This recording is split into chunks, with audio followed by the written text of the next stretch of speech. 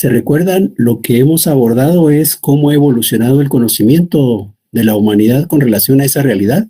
Y ahí hemos identificado tres grandes momentos, ¿verdad? Tres grandes resultados creados por esta humanidad, en donde el primero fueron las concepciones filosóficas. ¿El segundo cuál fue? Las ciencias concretas o particulares. Muy bien. ¿Y el tercero? Concepciones sociológicas. Muy bien. Esos son los tres. Cuando tratamos el tercero, hablábamos de la posición de Marx y de la posición de Comte. ¿Se recuerdan? Comte decía, ay, vamos a estudiar la sociedad, y para estudiar la sociedad, ¿qué método vamos a utilizar? El mismo de las ciencias naturales, dijo Comte, porque de plano que estudiar la sociedad y estudiar la naturaleza no tiene mucha diferencia. Podemos usar las mismas herramientas metodológicas y no va a haber ningún inconveniente. Seguramente si esos métodos han sido exitosos en la física, también lo van a hacer en esta física social, después llamada sociología.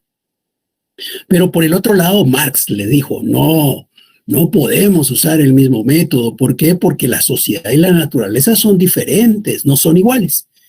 En ese punto es que vamos a centrar nuestra explicación ahora. Las diferencias que hay entre estudiar la naturaleza y estudiar la sociedad. ¿Ustedes creen que es lo mismo estudiar la naturaleza que estudiar la sociedad?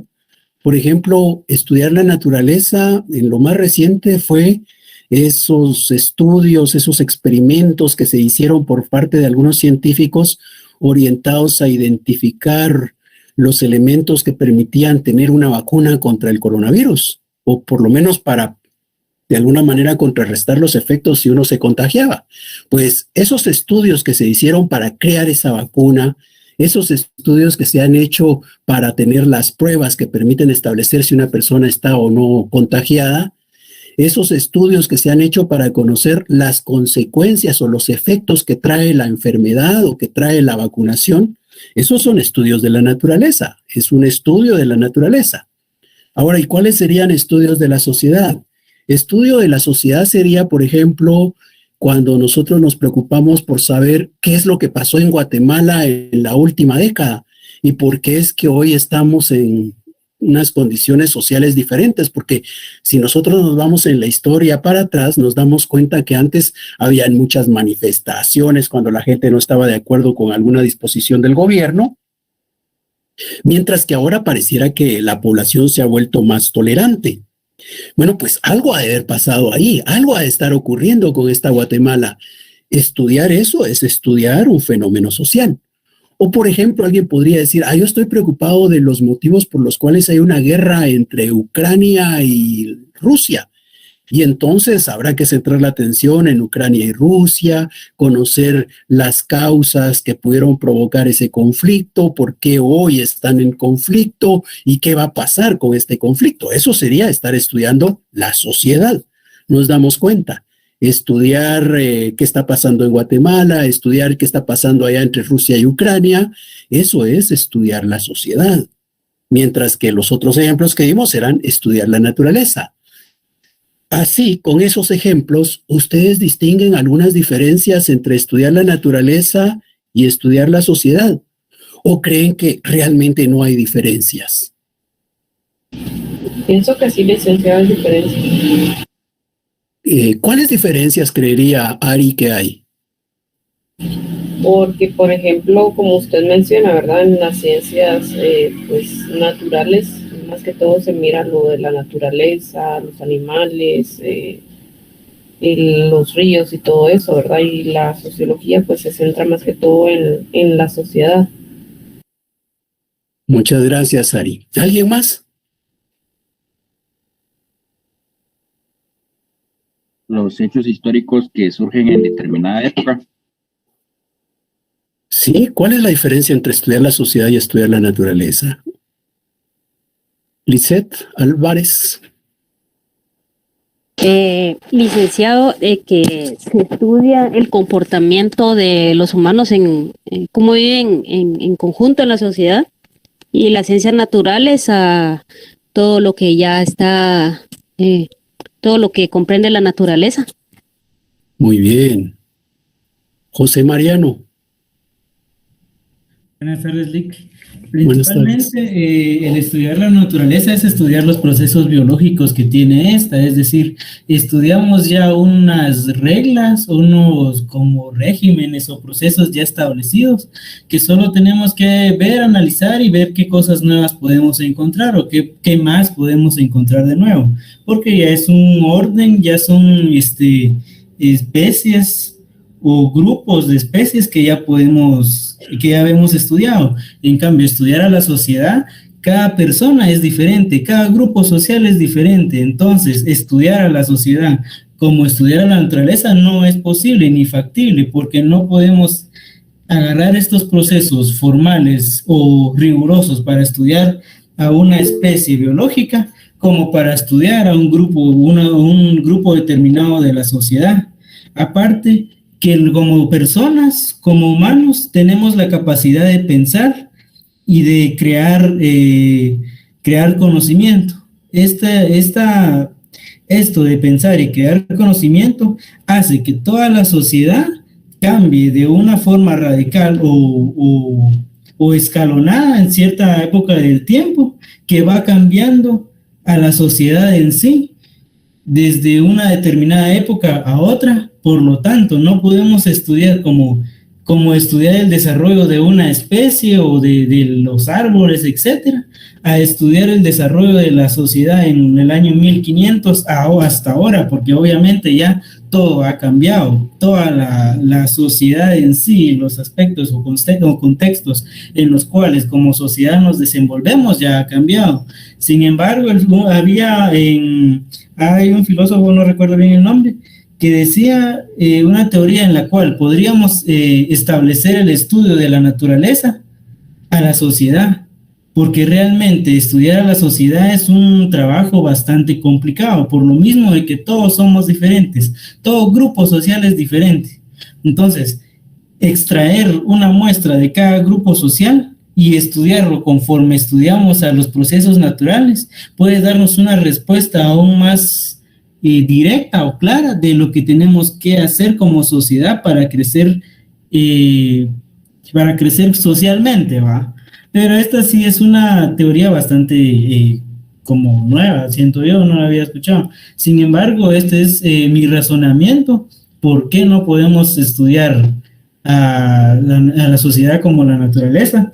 Sin embargo, habría una pauta también de que podemos analizar el proceso de estudiar a la sociedad con la naturaleza, pero bajo lineamientos estrictamente estudiados.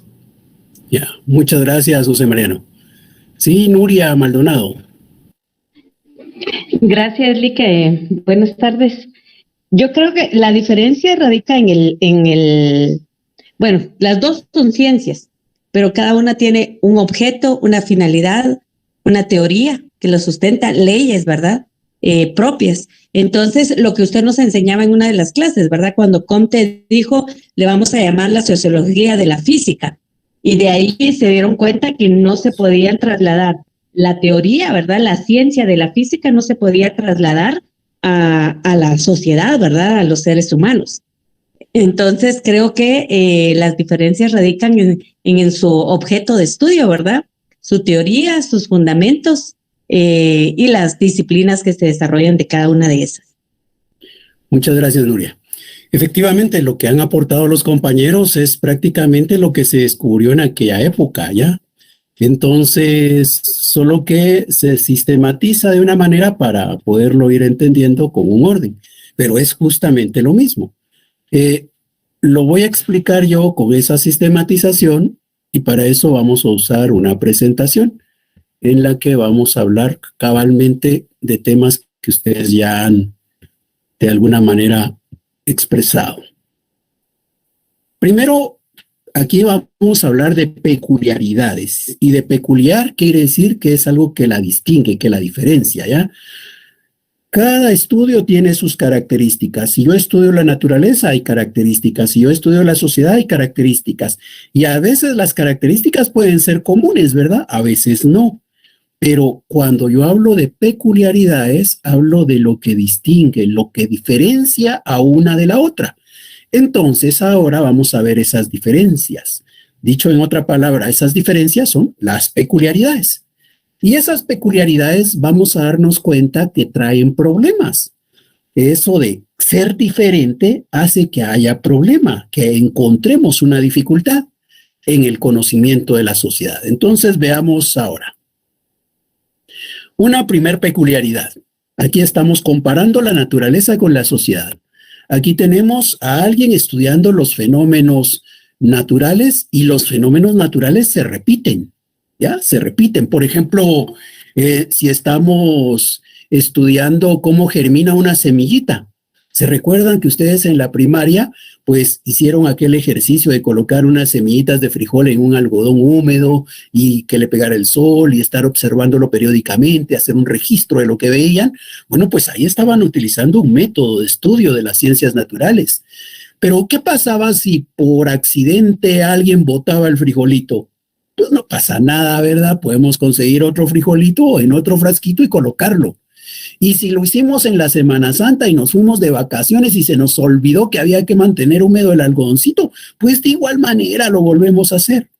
Realmente los fenómenos naturales los podemos repetir y los vemos repetir constantemente. La naturaleza los repite constantemente. Ahí en la naturaleza constantemente veo nacer aves, nacer plantas, nacer peces, nacer animalitos en general. Ahí en la naturaleza constantemente veo cómo los cuerpos caen al suelo, por ejemplo, los árboles de los frutos, algo que estaba en un peñasco o un ave que iba volando y botó algo, pues veo cómo caen las cosas y puedo estudiar la caída libre y se repite porque la naturaleza misma está recreando los fenómenos, está reproduciendo los fenómenos constantemente. Los fenómenos naturales se repiten. De igual manera, si nosotros no queremos hacerlo allá afuera, al aire libre, lo podemos hacer en un laboratorio. Y en un laboratorio yo puedo estar repitiendo el fenómeno para observarlo más detenidamente. Por ejemplo, si quisiéramos ver qué pasa cuando le ponemos fuego a una hoja de papel, pues agarro una hoja de papel, le prendo fuego y veo. Pero ¿y si por accidente sufrí una distracción? Pues no hay problema, agarro otra hoja, le prendo fuego y otra vez veo. Y si no vi lo suficiente, pues hasta me puedo valer de una cámara y luego ponerle una velocidad lenta a la cámara y apreciarlo más despacio. Los fenómenos naturales se repiten constantemente. Ahora, ¿qué pasa en la sociedad? Bueno, pues en la sociedad los fenómenos no se repiten. Ahí los fenómenos son singulares, son únicos. Porque, por ejemplo, decíamos, vamos a estudiar la guerra entre Ucrania y Rusia. Esa es una guerra, pero no podemos reproducirla. No podemos venirnos aquí a Guatemala a un laboratorio y ahora aquí vamos a reproducir la guerra Ucrania-Rusia a ver cómo marcha. No, no se puede. O queremos estudiar la Primera Guerra Mundial. Pues tampoco podemos traer el fenómeno Primera Guerra Mundial a un laboratorio. Pero tampoco lo podemos repetir. Es que no lo vimos bien, hagámoslo de nuevo. Si lo hacemos de nuevo, ya no es la Primera Guerra, es la Segunda Guerra Mundial. Los fenómenos sociales son singulares, son únicos. Esa es una peculiaridad, esa es una diferencia. En tanto que en la naturaleza los fenómenos se repiten constantemente por la misma naturaleza o son recreados por el hombre, en el caso de la sociedad no. Los fenómenos son únicos, no se repiten, son singulares. Esa es una peculiaridad. Pero esa peculiaridad va a traer una dificultad, va a traer un problema. Ahí sí que, como dicen, ¿verdad? Si uno es diferente a los demás, siempre va a llevar o va a encontrar problemas, ¿verdad? Cuando uno es igual a todos, pues lo aceptan, no hay rechazo y no tiene inconvenientes, pero cuando alguien es distinto a los demás, normalmente enfrenta problemas, ¿verdad? Esto lo mismo ocurre acá. Aquí el estudio de la sociedad es distinto y eso hace que vayan a encontrarse problemas, que vayamos a tener dificultades. Y veamos en qué consiste la dificultad. Primero, la gracia de estar haciendo estudios en cualquiera de las dos áreas, en la naturaleza o en la sociedad, la gracia de hacer estudios es conseguir una ley, ¿ya? Conseguir una ley. ¿Y qué es una ley? Una ley es una relación necesaria entre por lo menos dos fenómenos donde uno es causa y otro es efecto. Eso es una ley. La ley es el lazo que va a unir a estos fenómenos. La ley me va a decir que cuando ocurre la causa, seguramente se presenta el efecto. Siempre que se da la causa, viene el efecto. Eso es lo que dice la ley. Entonces, por ejemplo, hemos visto que está la ley de la inercia, ¿verdad? Y la ley de la inercia dice que todo cuerpo que está en movimiento tiende a seguir en movimiento. O todo cuerpo que está en reposo tiende a seguir en reposo. De esto hemos hablado en otra clase. Y decíamos, vamos en el bus, ¿verdad? Vamos agarrados del tubo y de repente el piloto mete al fondo el freno. El bus iba avanzando. ¿Y qué pasó? Quedó en reposo. ¿Y nosotros qué? Nosotros también, así como el bus iba en marcha, nosotros también estábamos en movimiento. Nosotros pareciera que no lo sentimos, pero estábamos moviéndonos a la par del bus. Cuando aquel frena, el bus entra en reposo y nosotros estábamos en movimiento. Y como estábamos en movimiento, tendemos a seguir en movimiento y por eso nos vamos casi que empujando a los que están adelante o caemos en los de adelante, ¿verdad? ¿Eso qué implica? Una ley que nos dice que lo que está en movimiento tiende a seguir en movimiento. Lo que está en reposo tiende a seguir en reposo. Es causa y efecto. Esa relación de causa y efecto es la ley. Entonces es algo así como, por ejemplo, tenemos fiebre, ¿verdad? Tenemos fiebre, nos toman la temperatura, tenemos fiebre. Bueno, pues, ¿qué hacemos? Hay fiebre, ¿verdad? Ya sabemos que existe una pastillita por ahí que si la tomamos, nos baja la fiebre. Entonces, esa pastillita, al tomarla, baja la fiebre. Ahí hay una ley que se ha descubierto. Se ha descubierto que el acetaminofén, por ejemplo, produce como efecto una caída en la temperatura. Es una ley que se ha descubierto. La gracia de las leyes, la gracia de descubrir las leyes es que una vez yo sé cuál es la causa, puedo controlar al efecto. Si yo sé que, por ejemplo, haciendo que el agua hierva, se van a morir los bichos que van en ella, pues entonces ahí hay una ley. Un aumento de temperatura produce la muerte de los microbios que pueda tener el agua. Es una ley.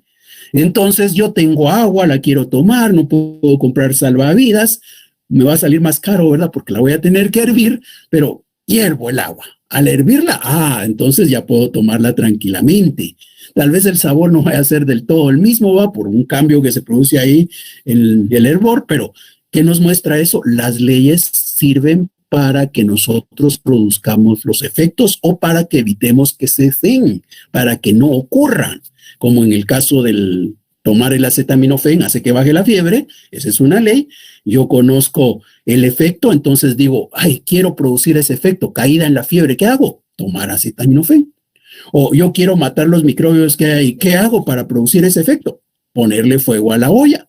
Eso es la ley. La ley nos ayuda a controlar los efectos, a evitarlos o a provocarlos. ¿Por qué? Porque yo sé que la causa produce el efecto. Y eso en la naturaleza funciona muy bien. ¿Pero por qué funciona muy bien? Funciona muy bien porque el fenómeno causa y el fenómeno efecto se repiten constantemente. La causa la veo aquí, la veo allá, la veo por el otro lado. Y el efecto también lo puedo ver en esos lugares. Es decir, los fenómenos se repiten. Entonces, así como para un niño puedo usar cierta cantidad de acetaminofén, para un adolescente puedo usar otra, para un joven otra, para un adulto otra, para un anciano otra, pero siempre al final el resultado es el mismo. ¿Por qué? Porque el fenómeno lo puedo ver, el fenómeno causa, el fenómeno efecto lo puedo ver en cualquiera de ellos. Los fenómenos naturales se repiten. Pero ahora imaginémonos que queremos estudiar las causas de la Primera Guerra Mundial. Si yo estoy estudiando las causas de la Primera Guerra Mundial, entonces quiere decir que estoy viendo estas causas que produjeron esta guerra. Pero, ¿para qué estudiar las causas de la Primera Guerra Mundial si Primera Guerra Mundial solo fue una? Ya no puede haber otra. Ya no puede haber otra Primera Guerra Mundial. Entonces voy a estudiar algo para buscar una ley que no me va a servir. Y que no me va a servir porque el fenómeno no se va a volver a presentar. Entonces, en ese contexto, vinieron y dijeron, pues entonces no estudiemos la sociedad, dijeron en aquel entonces. No estudiemos la sociedad porque en esa sociedad, aunque descubriéramos las leyes, no van a tener aplicación si los fenómenos son únicos, son singulares. Esa es la dificultad. ¿Cómo resolver la dificultad? Y en eso vino Carlos Marx. Y Carlos Marx dijo, bueno, pues veamos los fenómenos que son únicos, que son singulares en la sociedad. En el caso de Guatemala, por ejemplo, aquí tenemos una imagen de la conquista. La conquista de Guatemala fue un fenómeno único y lo representamos con esa lucha entre Tecún Umán y Pedro de Alvarado. Un fenómeno único, ¿verdad? Bueno, aquí tenemos otro fenómeno único, es la independencia. Esa independencia que se dio no entre el pueblo de Guatemala y España, ¿verdad?, sino entre aquellos criollos y la corona española. Incluso por eso los criollos en el acta de independencia escriben que hacen la independencia antes que la hagan los nativos de estas tierras, ¿verdad? Entonces, esa es una muestra que no es la independencia del pueblo, pero es un fenómeno único. Aquí hay otro fenómeno único. Este fenómeno único se conoce como la Reforma Liberal de 1871. Este fenómeno también es único. Este fenómeno es el que conmemoramos el 30 de junio, ¿verdad? ¿Por qué? Normalmente decimos es el día del ejército, pero también es el día en que estos señores entraron a Guatemala, obviamente con un ejército, y triunfó lo que se conoce como la Reforma Liberal. Y es de ahí que prácticamente nace la existencia del ejército de Guatemala. Por eso el 30 de junio es el día en que se conmemora esta institución. Bien, y otro fenómeno único es la Revolución de Octubre de 1944, ¿verdad? Que tenemos aquí 4 fenómenos únicos. Y como son únicos, realmente estudiarlos, decían aquellos, no vale la pena, porque ¿para qué saber sus causas si estos nunca se van a volver a presentar? Entonces, no es necesario estudiarlos. Efectivamente, los fenómenos sociales son singulares, pero ¿qué tenemos aquí? Aquí lo que hay es una lucha, ¿verdad? Una lucha entre los nativos de estas tierras y los españoles. Y en el segundo cuadrito, como decíamos, también hay una lucha entre los criollos y la corona española.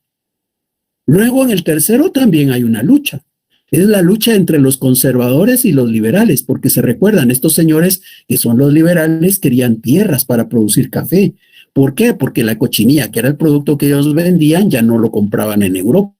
Entonces, ¿qué andaban comprando en Europa? Café. Entonces ellos querían producir café, pero para producir café se necesitaba de tierra y ellos no tenían tierra. Entonces, ¿quién tenía la tierra? Los conservadores. Entonces los liberales hacen una lucha contra los conservadores para agenciarse de esas tierras y producir café y entonces conseguir un beneficio económico. ¿Pero qué nos muestra eso? Que ahí también había una lucha entonces entre conservadores y liberales. Y luego en la Revolución de Octubre también lo que podemos distinguir al final de cuentas es una lucha entre una pequeña burguesía que quería producir cambios, ¿verdad? Por eso es que se recuerdan cuando estudiamos el feudalismo y la lucha entre los señores feudales y los pequeños burgueses, explicábamos que los pequeños burgueses buscaban que las tierras se dedicaran a otra cosa. Bueno, pues igual acá. La Revolución de Octubre de 1944 busca producir cambios en el campo y por eso es que le pretendía quitar las tierras a algunos para dárselas a los campesinos, ¿verdad? Porque esas tierras no estaban siendo utilizadas. Y si los campesinos llegaban a tener tierras, iban a producir, y si producían, vendían, y si vendían, tenían dinero, y si tenían dinero, los campesinos ya iban a poder comprarle a los industriales que se encontraran en la ciudad de Guatemala. Bueno, pues ahí lo que tenemos es esa lucha, esa pequeña burguesía que se alió a los trabajadores y a los campesinos para luchar en contra de los terratenientes. Bueno, eso es lo que tenemos. 4 fenómenos únicos, 4 fenómenos sociales singulares, como bien dice la teoría, ¿verdad? Sin embargo, Carlos Marx dijo, a pesar de que los fenómenos sociales son singulares, si nosotros observamos detenidamente, vamos a descubrir que estos fenómenos tienen algunos elementos en común. ¿Y qué hay de común entre estos 4 elementos? El conflicto social, ¿verdad? El conflicto social es lo que hay de común. Entonces, dijo Carlos Marx, lo que hay que hacer es tomar ese elemento común. Y con ese elemento común podemos construir una ley. Y dijo, entonces, en la singularidad coexiste algo que es común. Y esto puede ayudar a formular una ley científica. ¿Y cuál sería la ley científica en este caso? En este caso, la ley científica lo que implicaría es que hay una causa y hay un efecto. La lucha de clases produce como efecto el cambio social. Nos damos cuenta, los fenómenos sociales son singulares, pero aun cuando son singulares, Si notamos detenidamente, vamos a encontrar los elementos comunes, y esos elementos comunes son los que van a ayudar a construir las leyes. Y estas leyes sí nos van a permitir poder predecir, porque para eso son las leyes, ¿verdad? Cuando decíamos que la ley es esa relación de causa y efecto, quiere decir que yo controlo los efectos, que yo puedo provocarlos o puedo evitarlos. Si yo puedo provocarlos o puedo evitarlos, quiere decir que puedo también preverlos, ¿verdad? Prever, es decir, verlos antes de que ocurran. O puedo predecirlos, es decir, decirlos antes de que ocurran. Para eso son las leyes, para predecir, para prever. Entonces, estas leyes sociales sí se pueden formular si tomamos en cuenta los elementos comunes. Y esta ley nos va a poder ayudar a resolver cualquier otro fenómeno, a conocer que si queremos producir un cambio, ¿qué hay que hacer? Luchar. Sin lucha no se consiguen los cambios sociales. Eso es lo que se ha descubierto acá entonces. ¿Qué está mostrando ahí? Una correlación. ¿Qué quiere decir correlación? Quiere decir que hay dos elementos que están interrelacionados, uno con el otro y el otro con el uno, ¿verdad? En este caso, lo común está relacionado con lo singular. Existe la singularidad, pero así como existe la singularidad, allí mismo existe lo común. Entonces, es cierto, los fenómenos sociales son singulares, son únicos, pero ahí coexiste lo común y lo singular. Si tomamos lo común, con lo común vamos a poder formular las leyes que nos van a permitir predecir, que nos van a permitir prever qué es lo que va a ocurrir. ¿Alguna duda?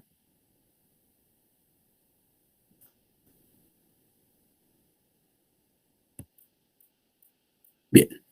Segunda peculiaridad, la naturaleza y la sociedad otra vez comparadas. Y esto tiene relación con algo que dijeron los compañeros antes, ¿verdad? Decían ellos, ¿verdad? Que está el sujeto y está el arbolito allá afuera, los peces, los ríos, todo eso está allá afuera. El sujeto que va a investigar y el objeto que se va a investigar. El sujeto y el objeto están separados. Nosotros estudiando las hojitas, nosotros estudiando los animalitos, nosotros estudiando las mariposas, nosotros estudiando el agua, estamos nosotros y está la naturaleza, bien separados, sujeto y objeto de estudio separados. Ahora, ¿qué pasa en la sociedad? Bueno, pues resulta que en la sociedad, el sujeto que está haciendo la investigación, el sujeto cognoscente, forma parte del objeto. Yo soy parte de la sociedad y yo, parte de la sociedad, yo, sujeto que formo parte de esta sociedad, vengo y estudio la sociedad. Entonces me estoy estudiando a mí mismo, formo parte del objeto de estudio. El sujeto forma parte del objeto de estudio, el sujeto cognoscente forma parte del objeto de estudio. Nos damos cuenta y esa es una peculiaridad. Es una peculiaridad y esa peculiaridad, como hemos dicho, va a traer una dificultad. ¿Y en qué consiste la dificultad? Dice la explicación. En la naturaleza, como yo no formo parte del objeto, quiere decir que lo que pasa en el objeto no depende de mí, no depende de mi voluntad. Ocurre quiera o no quiera. Que ese fruto germine, que esa semillita germine, que esa semilla germine, es algo que no depende de mí. Es algo que no depende de mi voluntad o de mi conocimiento, de mi conciencia. Es algo que va a pasar ahí, ajeno a mí, es independiente. Y por eso puedo descubrir leyes que yo no puedo modificar, que yo no puedo alterar, que yo lo que hago es usarlas, pero no transformarlas. Ahora, ¿qué pasa en la sociedad? En la sociedad lo que pasa, al parecer, depende de nosotros. ¿Qué va a pasar en esta sociedad? Depende de lo que hagamos, ¿verdad? Entonces, de repente estamos así porque, por ejemplo, ¿por qué estamos así en Guatemala? Porque el presidente Yamatei ha tomado las decisiones que ha tomado. ¿Por qué hay una guerra entre Ucrania y Rusia? Porque Putin de plano, ¿verdad?, ha tomado sus decisiones y por eso es. Entonces, quiere decir que las cosas dependen de Putin, no es de una ley, ¿verdad? No hay una ley científica que diga, si pasa esto, entonces viene la guerra. No, es la voluntad de Putin. Si Putin hubiera querido, no hubiera hecho la guerra. Si Yamatei fuera más consciente, entonces de repente lograría apoyar más a la población de escasos recursos y este país avanzara en una mejor senda. Pero como ha sido un poco negligente, ¿verdad? Entonces las cosas como que no están marchando muy bien. Entonces, ¿qué quiere decir eso? Que depende de la voluntad del presidente.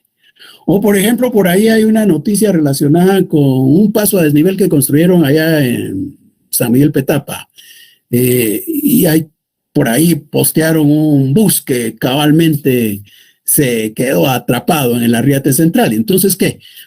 Pues ahí hay un problema, y ese problema de plano que es porque el alcalde construyó el puente, o de plano que es porque el piloto no supo conducir.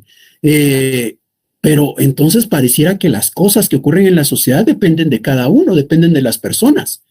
Y como dependen de las personas, quiere decir que son subjetivas, porque si usted quiere, pasan, y si no quiere, no pasan. Usted es el que tiene el control. Entonces, ¿tiene gracia la existencia de las leyes sociales? No, ¿por qué? Porque se da la causa, ¿va a darse el efecto? Si quiero, sí, y si no quiero, no. Entonces, ¿para qué la ley? Si la ley lo que nos dice es que una vez ocurre la causa, tiene que pasar el efecto. Por eso la ley es un nexo necesario.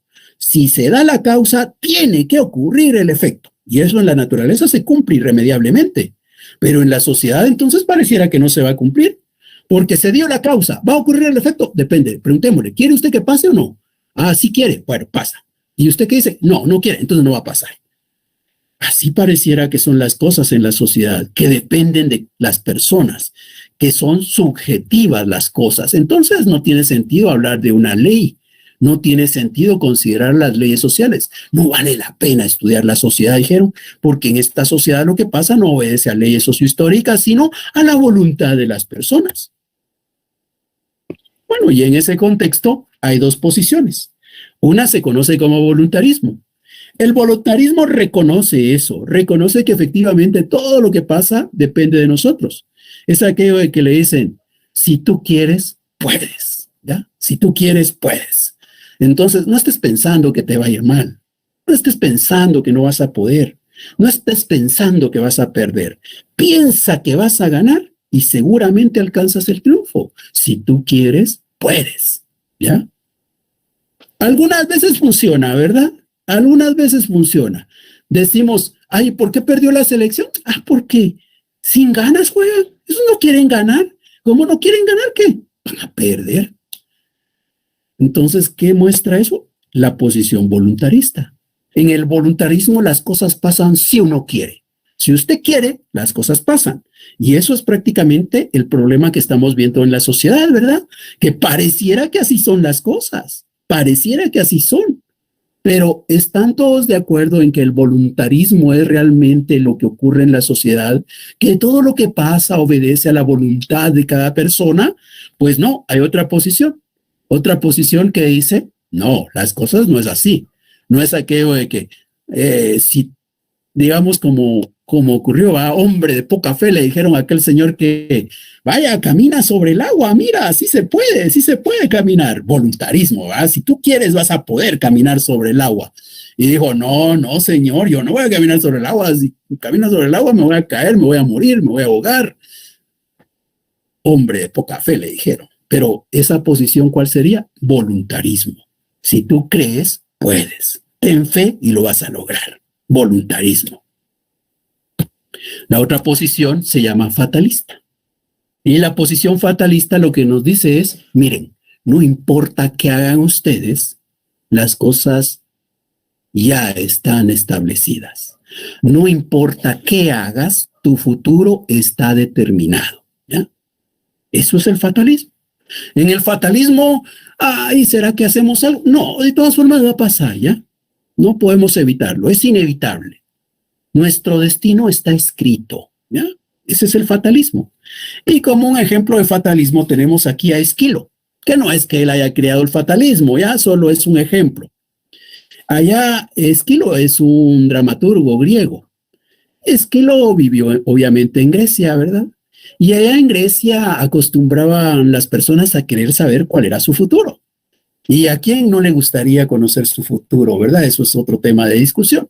Pero allá en Grecia era común que las personas quisieran saber qué iba a pasar. Entonces, lo que todo el mundo quería saber era cómo iba a morir. qué era lo que iba a pasar para que uno muriera. ¿Y por qué quiere saber qué va a pasar? Para ver si puede evitarlo, ¿verdad? Entonces a Esquilo también le nació la duda de, ay, pero ¿qué será lo que va a hacer que yo pierda la vida? Y fue Esquilo con una persona a decirle, léame ahí el oráculo, cuénteme qué es lo que va a pasar, cómo voy a morir. Y le dijo, Esquilo, tú vas a morir porque una casa va a caer sobre ti.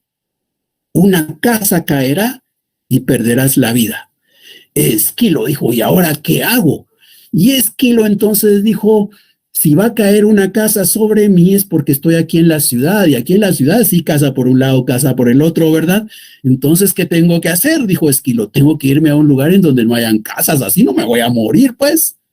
Y dijo, ¿dónde no encuentro casas? ¿Dónde no encuentro casas? En la playa. En la playa no hay casas porque nadie construye su casa en la orilla de la playa, ¿verdad? Porque se la llevaría la marea. Entonces Esquilo se fue a vivir a la playa. Y tranquilamente andaba Esquilo caminando por la playa cuando un día de tantos pasó sobre él un águila. Y el águila que llevaba, las águilas se comen a las tortugas. Entonces el águila capturó a una tortuga. Iba volando cuando de repente pasa sobre Esquilo y las aves, las águilas lo que hacen es botar la tortuga para que se quiebre la caparazón y entonces puedan comerse a la tortuga, ¿verdad? Entonces viene el águila, suelta la tortuga, cae sobre la cabeza de Esquilo y Esquilo se muere. La casa de la tortuga mató a Esquilo. ¿Se dan cuenta cómo es el destino? El destino está escrito. Nosotros no podemos cambiarlo. No importa qué hagamos. Al final de cuentas, las cosas nos van a pasar. Miren lo que le pasó a Esquilo. Esquilo no quería morirse. Sabía que una casa le iba a caer encima y se fue a la playa. Y de todas formas, una casa le cayó en la cabeza y lo mató. El destino está escrito y de manera inexorable va a ocurrir. Eso es el fatalismo, ¿ya? El fatalismo es creer que las cosas ocurren aunque uno no quiera. Mientras que el voluntarismo es, no, aquí todo va a pasar si queremos, si podemos. Dos posiciones. Ahora, Marx no dijo, seamos voluntaristas. Tampoco dijo, seamos fatalistas. Dijo, busquemos un punto intermedio. Y ese punto intermedio se conoce como principio de actividad. Y en ese punto intermedio dijo, miren, aquí hay un camino. Y sobre ese camino vamos a avanzar nosotros. Nosotros no podemos cambiar de camino. O sea, nosotros no podemos crear un camino, pero sí podemos decidir por qué parte del camino vamos a avanzar. Es algo así como que fuéramos por el anillo periférico, ¿verdad? El anillo periférico tiene 3 carriles. Nosotros vamos de la ciudad universitaria a la zona 1. Vamos de la ciudad universitaria a la zona 1 y resulta que para ir por el periférico de la ciudad universitaria a la zona 1 no hay para dónde, ¿verdad? El periférico será. Pero, ¿en cuál carril te vas a ir? ¿Te vas a ir en el más despacio o te vas a ir en el de la izquierda que es más rápido? ¿En cuál te vas a ir? Eso depende de cada uno, ¿verdad? ¿Qué quiere decir? El periférico como tal, la carretera está establecida, está definida. Es, digamos, el punto fatalista, porque no podemos cambiar el camino. Lo que podemos modificar es el punto en el camino que vamos a avanzar, la velocidad con que vamos a avanzar.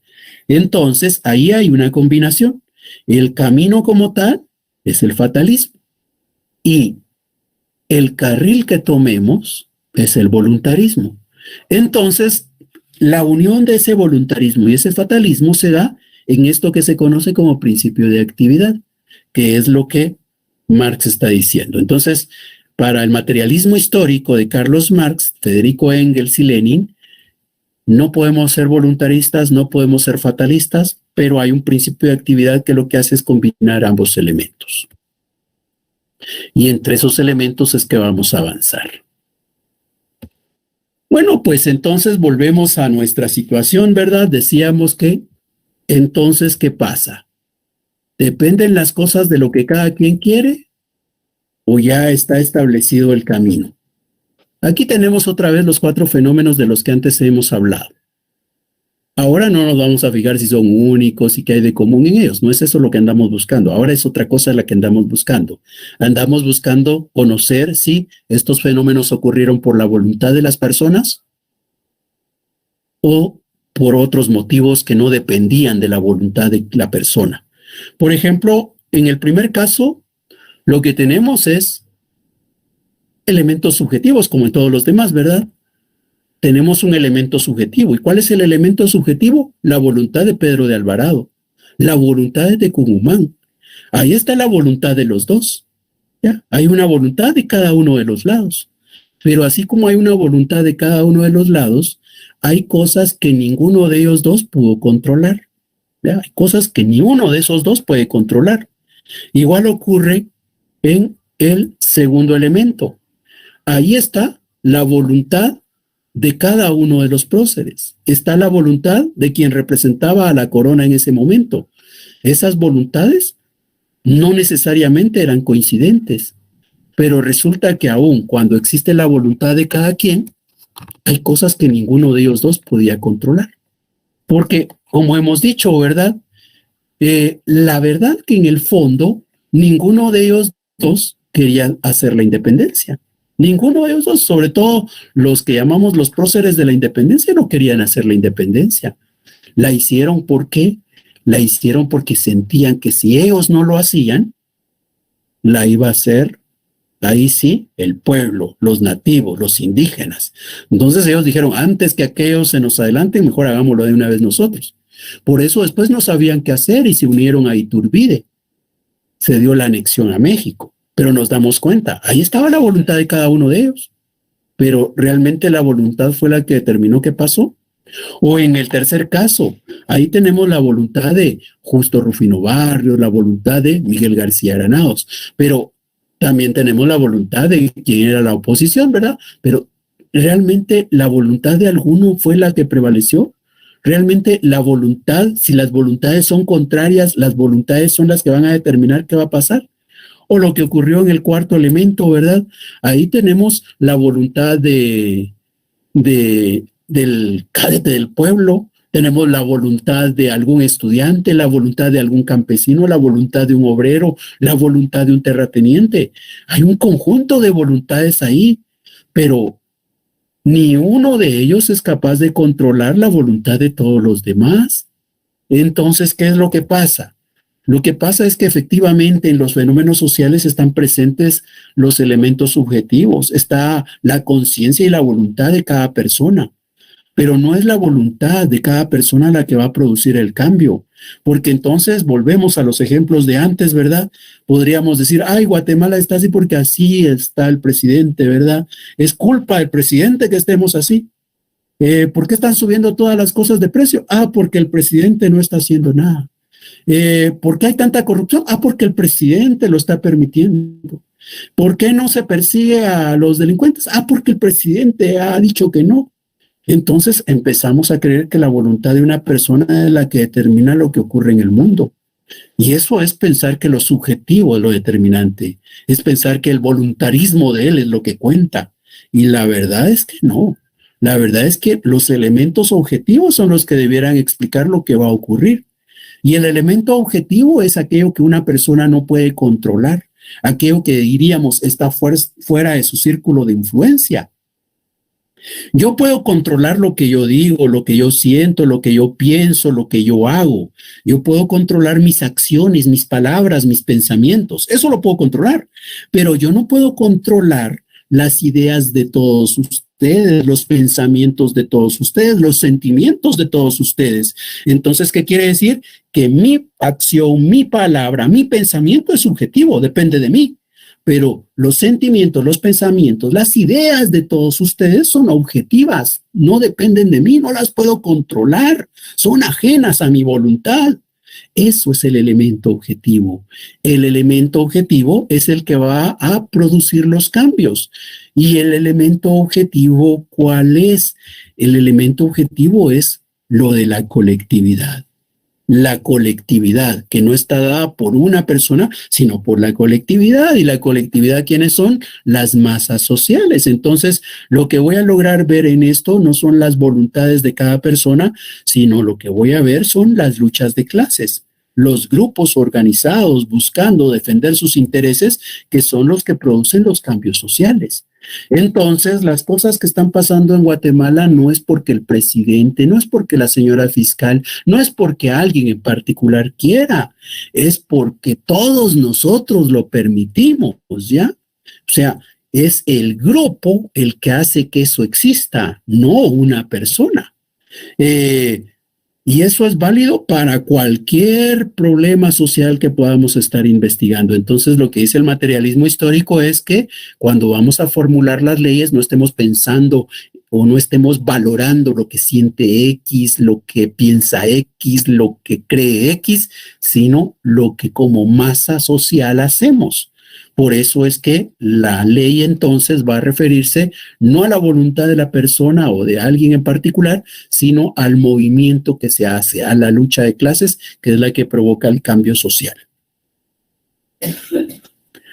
¿Alguna duda?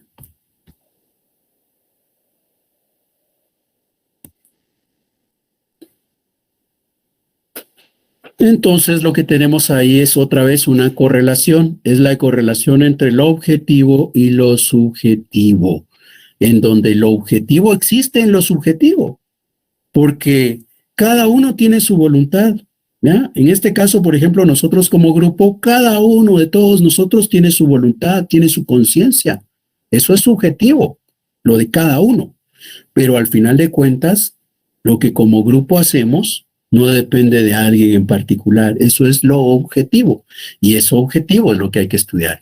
Existe lo objetivo y existe lo subjetivo, y están concatenados, están interrelacionados. ¿Qué debe valorarse para crear una ley? No lo subjetivo, sino lo objetivo.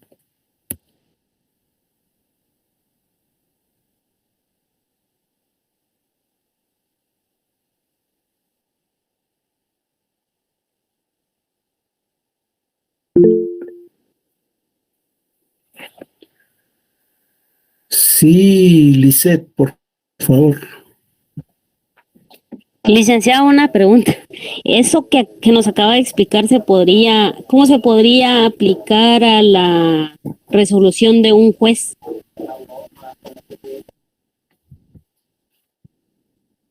Gracias. Primero, aquí estamos hablando de la sociedad. La resolución de un juez, ¿qué ciencia la estudia? Me refiero al punto de que él resuelve objetivamente conforme a la ley, pero subjetivamente también. Ah, claro. En ese sentido específico. Sí. Primero, la pregunta de qué ciencia estudiaba la resolución de un juez es para poder ubicarnos en el contexto, ¿verdad? Obviamente la resolución de un juez no es un fenómeno social. Ocurre en la sociedad, obviamente, pero no es un fenómeno estudiado por la ciencia sociología, es un fenómeno estudiado por el derecho. Entonces, no es del todo válido el análisis en ese contexto, porque no es un fenómeno social de los que le importan a la sociología. Ahora, en cuanto a la intención de tratar de identificar ahí elementos objetivos y subjetivos, por supuesto, ahí se puede también. Podemos identificar que la voluntad del juez, el criterio del juez, juega cuando él está formulando su resolución. Es decir, él cuando resuelve está valorando el derecho, pero ya el hecho de valorar ya es algo subjetivo, ¿verdad? Entonces están las normas y está la voluntad de él. Obviamente, ahí hay elementos objetivos y subjetivos. También lo podemos ver, por ejemplo, cuando se hace la evaluación docente. Y al hacer la evaluación docente, pues ahí hay elementos objetivos y subjetivos. Ustedes como alumnos hacen una evaluación de los docentes titulares, les pasan un cuestionario. ¿Y cuándo pasan el cuestionario? Diría alguien. Bueno, pues normalmente ustedes ya están en el segundo año. El cuestionario se pasó a finales del año pasado. Bueno, pues resulta que cuando pasan ese cuestionario, ustedes lo resuelven, ustedes lo contestan. Pero ahí está lo que ustedes sienten, lo que ustedes creen, ¿verdad? y está la realidad propiamente. Por ahí hay algunos que dicen, ay, como yo perdí, ¿verdad? Entonces voy a calificar ahí todo malo. O como que viniera un docente y dijera, ay, como hoy estoy enojado, ¿verdad? O me molesté con esos alumnos, soy bien estricto cuando califico. ¿Qué quiere decir? Que ahí va la voluntad, la conciencia de él y un elemento objetivo también, pero pareciera que está pesando más lo subjetivo. En todo, prácticamente siempre hay elementos objetivos y subjetivos, pero aquí no lo estamos viendo en lo individual, sino lo estamos viendo en la colectividad, en la sociedad como tal. Randy Rubén González. Gracias, Lick. Para servirle, Lizeth. Buenas noches, Lick. Yo solo tenía una duda con respecto al principio de actividad. El principio de actividad como no, bueno, como agarra también como lo fatalista y lo voluntarista. Con eso iría, no sé si es vaga mi idea, pero si eso conectaría actualmente con el sistema meritocrático. Ya, ¿qué es el sistema meritocrático? Bueno, la meritocracia se toca, pero en política. Y en política está justamente planteado como lo que es el gobierno de los ganadores, ¿verdad? Como que en teoría debería estar la persona ocupando estos puestos, la persona que es más apta, más adecuada para el cargo. Pero dentro del principio de actividad justamente se nota también, o sea, yo lo asocio así, como que la voluntad es la decisión, pero el fatalismo también es como que en cierto punto lo que se trata de evitar en un principio de actividad al tomar una decisión. Ya, muchas gracias. Sí, efectivamente, cuando le preguntaba qué era y usted me lo ubica en la política, otra vez, ¿verdad? Entonces estamos hablando de otra ciencia, de la política. Y por tanto, el análisis no es del todo válido para el contexto de la sociología. Sin embargo, cuando hace la consideración con el ánimo de encontrar qué hay de fatalismo y qué hay de voluntarismo, ahí es correcto. Y es que efectivamente, ¿verdad? En todo podemos encontrar ejemplos de fatalismo y voluntarismo. El ejemplo, incluso el ejemplo que yo les di de Esquilo, es un ejemplo de carácter individual, ¿verdad? No es un contexto social, solo era para que entendiéramos el concepto. Pero sí, por ejemplo, si yo digo, ay, no, de plano que en este examen me va a ir mal, porque de plano que me va a ir mal, siempre me va mal en los primeros parciales, es hasta en los segundos que ya saco mejores notas, como que así estoy yo predestinado, ¿verdad? Eso es fatalista, ¿verdad? Eso es fatalista. En cambio, aquel que diga, no, a mí me va a ir bien, a mí me va a ir bien, yo sé que me va a ir bien, eso sería voluntarismo, ¿verdad? Que no es lo mismo que optimismo, pero son posiciones que vamos a poder encontrar realmente en todas las esferas de la vida, no solo en el ámbito de la sociedad o de la sociología. Pero si es válido su ejemplo para entender esa diferencia o comprender que el principio de actividad lo que busca es unir ambos elementos. El ejemplo es válido para eso.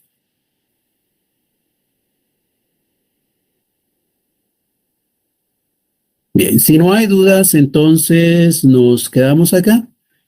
El próximo día cubrimos una tercer peculiaridad y hablamos de los principios del materialismo y con eso estaríamos concluyendo el contenido que va a ser evaluado en el primer parcial. La próxima semana tenemos exámenes parciales, ¿verdad? Tenemos, recuerdo, examen parcial el miércoles y el viernes, que son justamente los días de clase. Entonces, como van a estar ustedes en examen parcial, no vamos a tener clase. Nosotros tendríamos clase este viernes y casi que después estaríamos en el momento del examen. El examen esperamos, como dije en su oportunidad en aquella primera clase, hacerlo en Moodle, pero igual les estaré compartiendo detalles más adelante. De momento tenemos creada la clase en Moodle, pero todavía falta que los asignen a ustedes. Entonces, por ahora no nos preocupemos de eso, solo sepamos que el viernes hay clase y que probablemente el viernes ya tenemos mejor claridad sobre qué podemos hacer para el primer examen parcial. Entonces, si no hay dudas, si no hay inquietudes, nos quedamos acá